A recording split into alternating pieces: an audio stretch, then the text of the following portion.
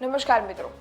સુરેન્દ્રનગરમાં ધીરે ધીરે ક્રાઇમ રેશિયો વધી રહ્યો છે। સુરેન્દ્રનગર જિલ્લો આમ તો ગુજરાતનો એક મહત્વપૂર્ણ જિલ્લો છે, પરંતુ હવે એ જ સુરેન્દ્રનગરમાં લોકોની માટે કોઈનો જીવ લઈ લેવો, જૂની અદાવતમાં મારામારી કરવી અને સાથે જ કોઈનો જીવ પતાવી દેવો એ સામાન્ય ઘટના થઈ ગઈ હોય એવું લાગે છે।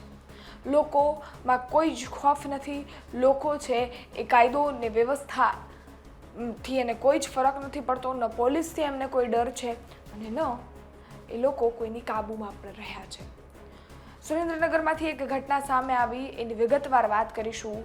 જૂની અદાવતમાં એક યુવકનો જીવ લઈ લીધો એની વિગતવાર વાત કરીશું અને સાથે જ એ પરિવારજનોના સવાલ એ ખાખી પર ઉઠી રહ્યા છે એની પણ વાત કરીશું। એ પહેલાં આપ ગુજરાત તકનો ક્રાઇમનો શો જોઈ રહ્યા છો। આપની સાથે હું જ્યોતિકા।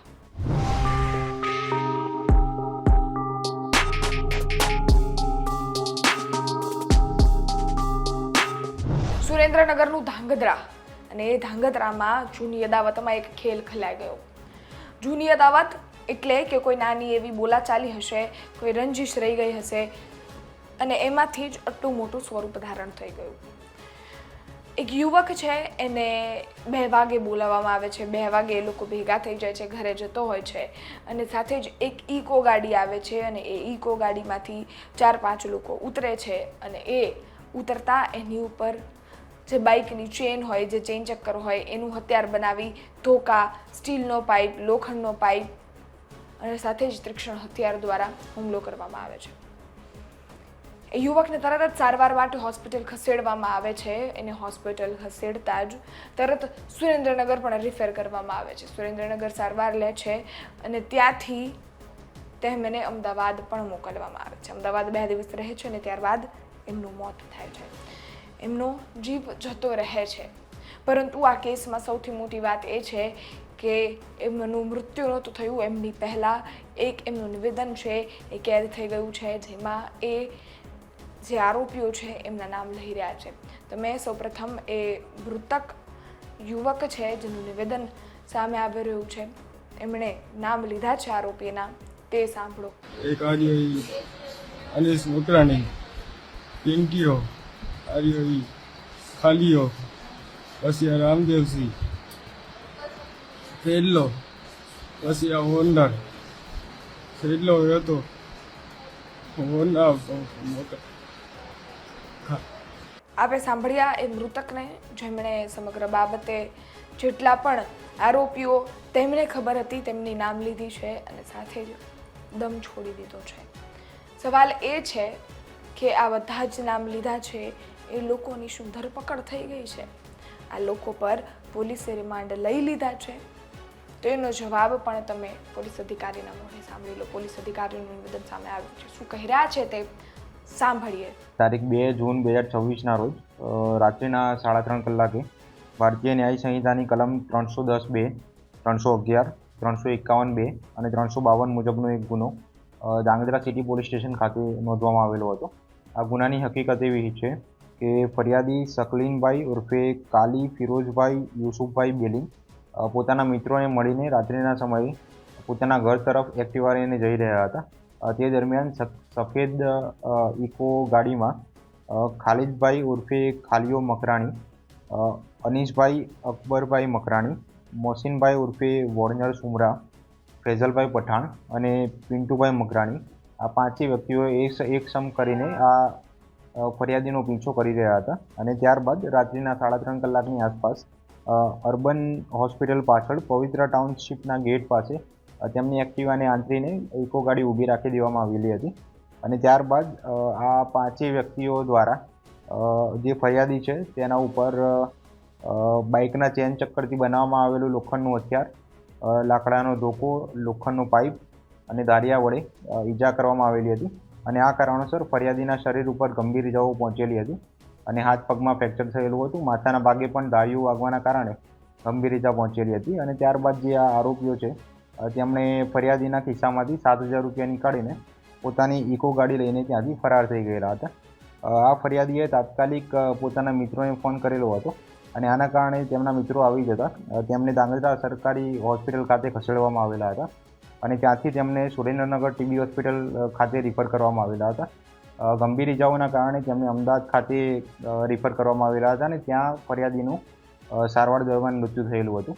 આ ઘટનાનું સંજ્ઞાન લઈને ધાંગધ્રા સિટી પોલીસ સ્ટેશન દ્વારા તાત્કાલિક તમામ 5 આરોપીઓને ગણતરીના કલાકોમાં રાઉન્ડ અપ કરી દેવામાં આવેલા હતા અને ત્યારબાદ કાયદેસર અટકાયત કરીને આગળની કાયદેસરની કાર્યવાહી હાથ ધરવામાં આવેલી. આપણે સાંભળ્યા એ પોલીસ અધિકારીને જેમણે સમગ્ર બાબતે વાત કરી અને કેટલા લોકોની ઉપર કેટલું એક્શન લેવાયું, કઈ તારીખે શું ઘટના બની, બધી જ ઘટનાઓને લઈ વિગતે વાત કરી છે. સવાલ એ હતો કે શું બધા ઉપર કાર્યવાહી થઈ છે? એ જે મૃતક છે એમના પરિવારજનો એસપી કચેરી શું લેવા ગયા હતા? એ મૃતક પરિવારના લોકો એસપી કચેરી આવેદન લઈને ગયા હતા. નિવેદન કર્યું છે કે જેટલા પણ નામો એ યુવક લઈ રહ્યા છે એટલા બધા લોકો ઉપર કાર્યવાહી નથી થઈ. લોકો એક આરોપી છે, પોલીસ છે એક આરોપી છે, એને પ્રોટેક્શન આપી રહ્યું છે એવા ગંભીર આક્ષેપ એ પરિવારજનોના છે. સાથે જ આ જે ઘટના છે એની નિવેદન લઈ અને આવેદન લઈ એ લોકો એસપી પાસે પહોંચ્યા હતા ને તેમને એસપી કચેરી જઈ એસપી સાહેબે, એસપી અધિકારીએ જવાબ આપ્યો છે ને સાથે જ એવી પણ વાત કરી છે કે આ ઘટના અંગે સચોટ તપાસ થશે. એ જે યુવક હશે એને જો પ્રોટેક્શન મળી રહ્યું હશે તો એમની ઉપર પણ કાર્યવાહી થશે. સમગ્ર બાબતે ઘણા લોકો છે એ ઝડપાઈ ગયા છે, 5 આરોપીઓ છે એ ઝડપાઈ ગયા છે. એક આરોપીની અને સાથે જ જેટલા પણ હજી લોકો આની સાથે સંકળાયેલા હોય એમની ધરપકડ થાય એવી પોલીસની સામે પરિવારજનોની માંગ છે. આ સમગ્ર બાબતે એ જે સ્વજન છે મૃતકના એમનું પણ નિવેદન સામે આવ્યું છે. શું કહી રહ્યા છે તે સાંભળીએ. મર્ડરની ઘટનાને લઈ એસપી કચેરીએ રજૂઆત કરવા આવેલા હતા અને એસપી સાહેબે અમને એવું આશ્વાસન આપ્યું કે તમારી સાથે યોગ્ય ન્યાય થશે. અમે એસપી સાહેબને એ પણ કહ્યું કે મૃતક કે જે આરોપીનું નામ બોલેલું છે, જેનું નામ રામદેવસિંહ છે, એ રામદેવસિંહને પોલીસ પ્રોટેક્શન સાહેબ અત્યારે આપી છે પોલીસે. તો સાહેબે એસપી સાહેબે અમને એવું કહ્યું કે પોલીસ પ્રોટેક્શન મેં તો અહીંયાથી કંઈ પોલીસ પ્રોટેક્શન માટે સિટી પોલીસને કંઈ રજૂઆત કરી નથી, તો એ પોલીસ પ્રોટેક્શન આપે કેવી રીતે?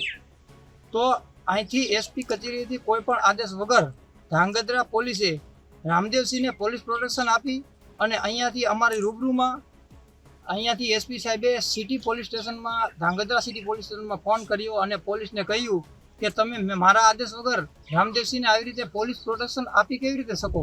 તો એ તાત્કાલિક ધોરણે પોલીસ પ્રોટેક્શન હટાવો અને એની એમએનસી અને તમામની જે આરોપીઓ અત્યારે હાલમાં ઝડપાઈ ચૂકેલા છે અને જે આ બહાર ફરી રહેલા છે, જે રામદેવસિંહ કરીને જે આરોપી જે મૃતક નામ લે છે વિડીયોમાં, એના લોકેશન અને આરોપીના લોકેશન જો સેમ મળશે અને સેમ જગ્યાએ એ લોકો હશે તો સાહેબે એવી બાહેધરી આપી છે કે એ આરોપીનું જે નામ છે રામદેવસિંહનું એ પણ એફઆઈઆરમાં જોડી દેવામાં આવશે.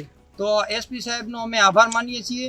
અને આ શું બનાવ બન્યો તો કયા કારણે એમને મારવામાં આવ્યો?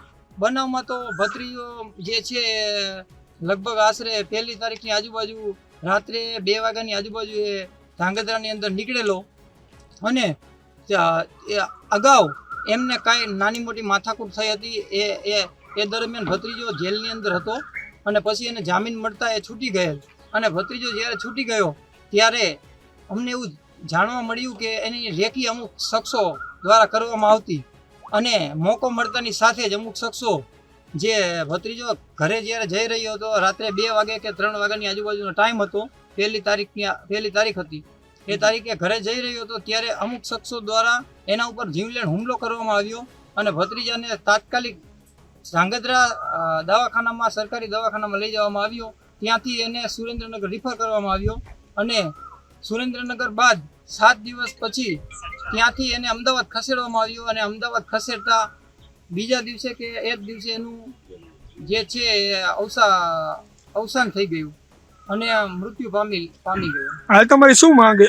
અમારી બસ એક જ માંગ છે કે જે આમાં હાલ તો 4 થી 5 આરોપી જે પોલીસે ઝડપી લીધા છે, એ સિવાયના જે આરોપી મૃતકે જેણે નામ લીધા છે એને પોલીસે નથી પકડ્યા અને પોલીસે એને ઉલટાની પ્રોટેક્શન આપી છે.